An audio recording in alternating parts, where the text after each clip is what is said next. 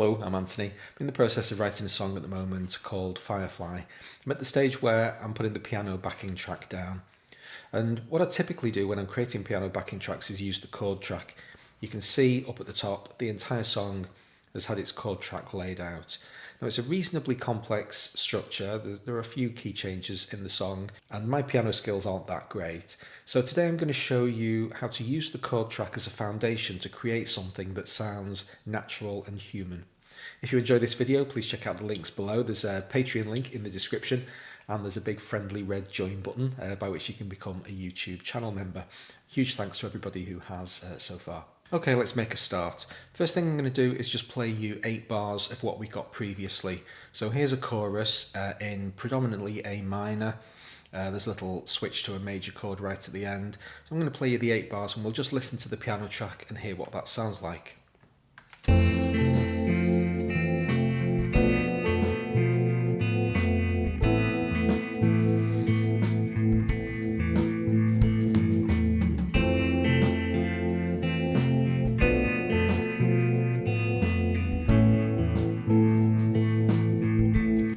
Sits perfectly nicely in the song. You can see we've got dynamic velocities, none of the notes are completely quantized to the grid, and it's just got that kind of organic feeling, much better than the native chord track would have provided me with if I'd just dragged those chords down. That's what we're going to deal with today. So the first thing that I'm going to do is start with the chord track. Here are all of the chords of the bridge that we're going to head into. I'm going to pick all of the chords in the track plus one beyond the loop that I'm currently interested in working with. That's just going to make sure that this D rings out for the whole 2 bars. I'm going to pick all of those chords up and drag them down onto my piano track. And then we're going to select all of those MIDI parts and glue them all together. So before we go any further, let's just hear what we've got right out of the box off the chord track.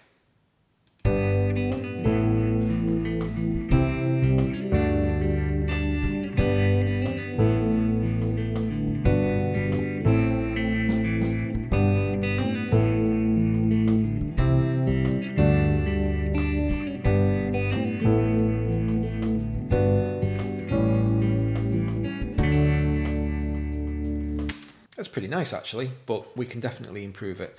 The first thing that you can see is that we've got all identical velocities here, and we can sort that out really easily with a logical editor function. So I'm going to select all of the notes that I want to edit. There's a hanging D over G down here. Don't worry about that, we're not interested in that today. I'm going to open my logical editor and I'm going to open a function that allows me to randomize all of the velocities. And the function is if the type is equal to note, and we're just operating on the selected events here. Value 2 is the velocity, and we're going to set it to random values between. Now I've previously determined that the range of volumes that I want to work with in this piano track is between 50 and 68.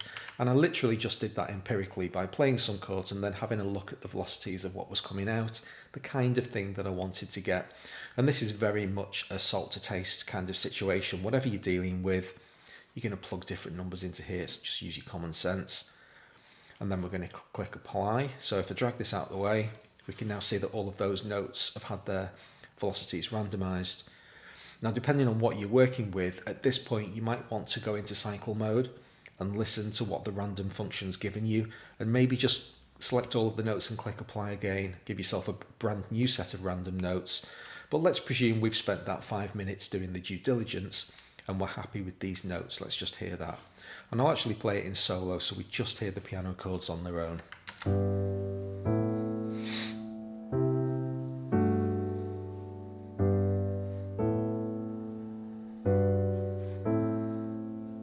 The next thing I want to do is get the lengths of these notes under my control.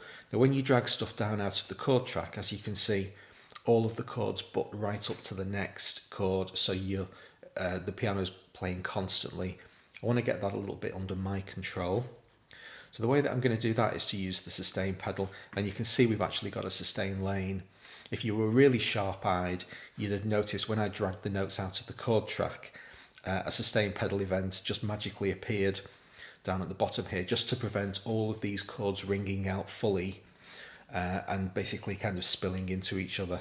Now, CC64 events or sustain pedal events are a bit of a secret weapon when it comes to handling these kind of long, almost pad-like chords that we're playing in the background, because just handling it via MIDI, as you're going to see in this tutorial, is a little bit restrictive.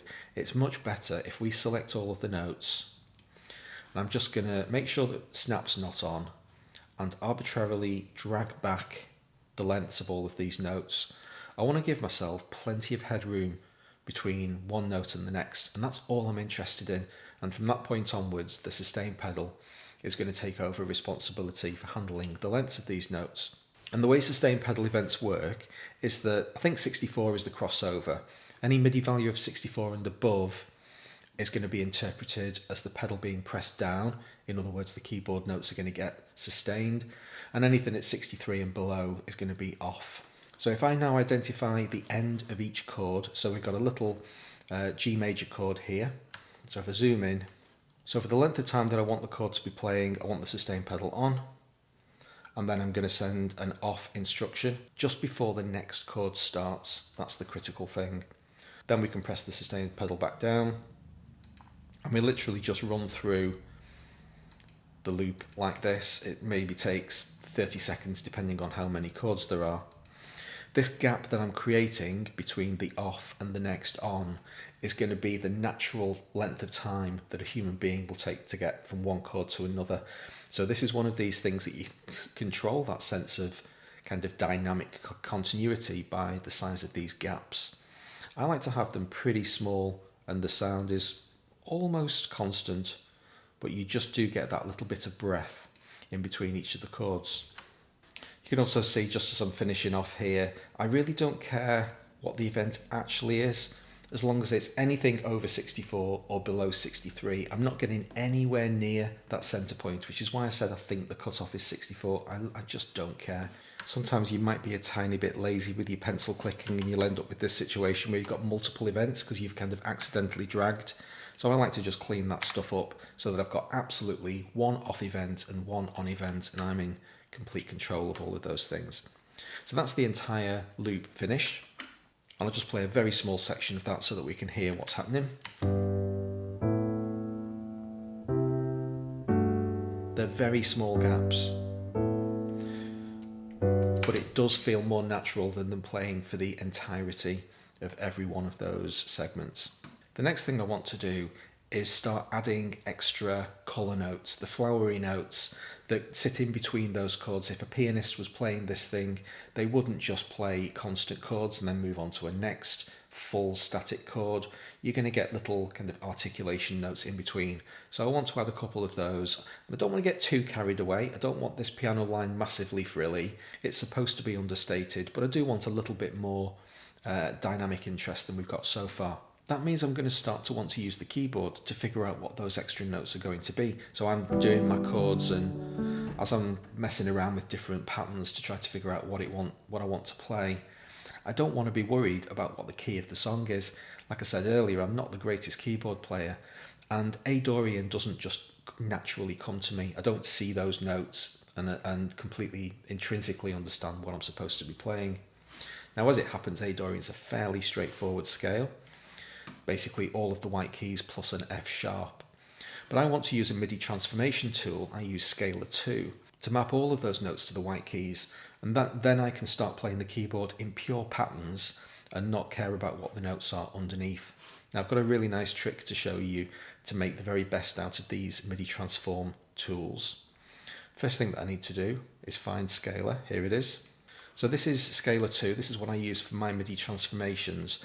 There's a free product called Kales, which does a very similar thing to this. I just prefer the interface to Scalar 2. It is a lot more powerful than Kales, and very much worth the money in my opinion. But anyway, here we've got, and what it basically means is that all of the white keys are now describing the scale of A Dorian. You can see that A Dorian is highlighted here.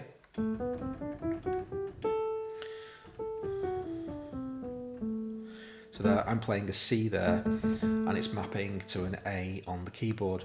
Now that's actually a little bit confusing for me, because I would like C to map to the C on the keyboard, but I still want to be able to play all of the white keys. And this is a lovely little trick because all of the notes that describe A Dorian, which is all the white keys plus F sharp, also describe C Lydian. So if I was to change the MIDI transformation tool to play C Lydian instead, I'm going to get the F sharp, it's going to be played on a white key, but now C on my keyboard maps to a C equivalent in the scale. So let's plug that into Scalar 2 instead of A Dorian. I'm going to switch to C Lydian.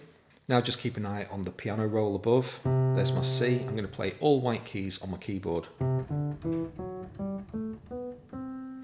There is my F sharp. I'm playing F on the keyboard. So now I am absolutely locked and loaded. I'm basically playing A Dorian on the keyboard, only with the white keys, and I haven't had to transform one note into another. It's going to be really easy for me to come up with interesting sounding chords now. So now I want to loop around smaller sections of the whole piece. I'm working on an 8-bar bridge here, but I've just cycled around 2 bars, and I'm going to loop that thing around and try to come up with interesting notes that I can add to this pattern. I'm in merge mix mode here, so when I eventually press record, any notes that I play on the keyboard are just going to get added into this MIDI part. I'm still soloed here, but that's fine. So I want to just want to add those extra notes in.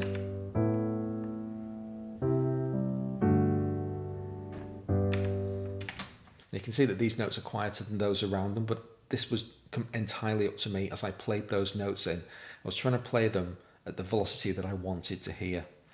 I don't care about how long they are. I could have played that note for that amount of time because the sustain pedal is going to take care of it under the hood.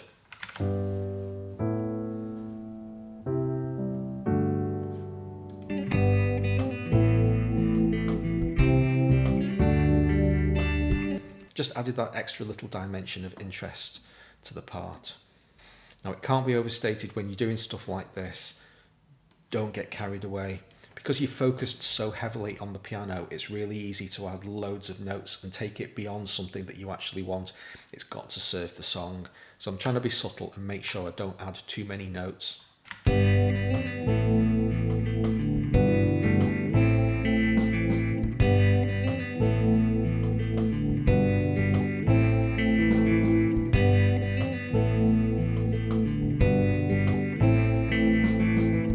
There we go.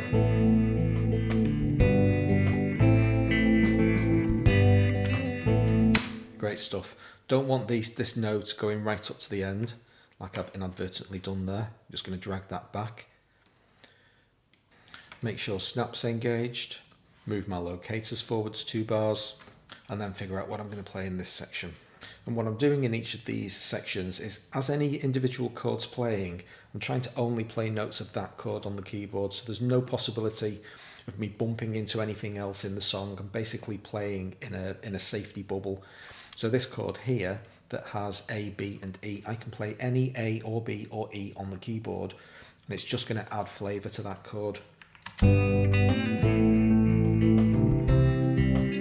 do.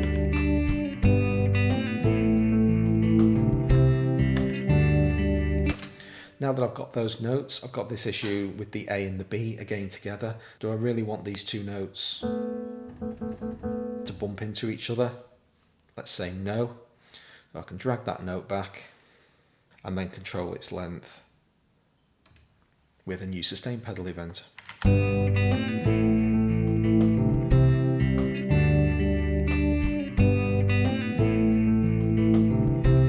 Got a similar kind of thing with this A and the C down below. I'm not particularly enjoying both of those notes ringing out simultaneously. So I can pick these up, drag them out so that the A is left straggling behind, and then take care of everything with a new sustain pedal event. Not giving myself very much to play with there. That E3 is a little bit close, but close is another way of saying good enough, and that's going to work.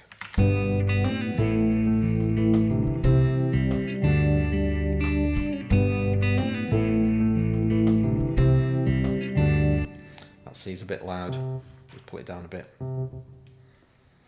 So I'm constantly refining and tweaking the stuff that I'm recording as I'm going along. Just audition this a couple of times. There's an extra D, you can see that D there, going to be inserted into this chord.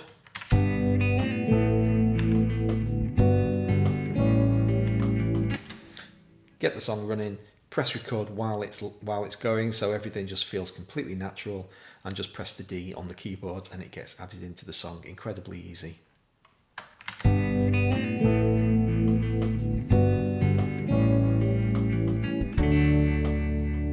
Okay, so that's all of the extra articulation notes that I wanted to add to the pattern. There's just one step left to do, which is to make sure that everything isn't quantized to the absolute beat. If I select any of these individual notes and you have a look at the start value, they're all absolutely on the quantized grid. Well, I can change that very easily by selecting all of the notes, head into my quantized panel, and ensure that this rough setting here is set to anything other than 0. So just a quick note, this is not soft quantize, or what used to be called iterative quantize. I'm using hard quantizing with an arbitrary randomization, just to add that little bit of extra humanness into the process. So I find that 10 ticks works really well. If I start clicking the quantize button, you're going to see the notes dancing in the interface in the background. Every time I click it, it's randomizing every one of those notes 10 ticks around the absolute hard quantized value. And the vast majority of them are going to work absolutely fine. Another one of those things that audition this stuff, particularly the bigger these rough values you make, you're going to need to audition them just to see what the thing's done. And obviously use your common sense. If there's any individual notes that you really don't like the place of, pick them up and move them.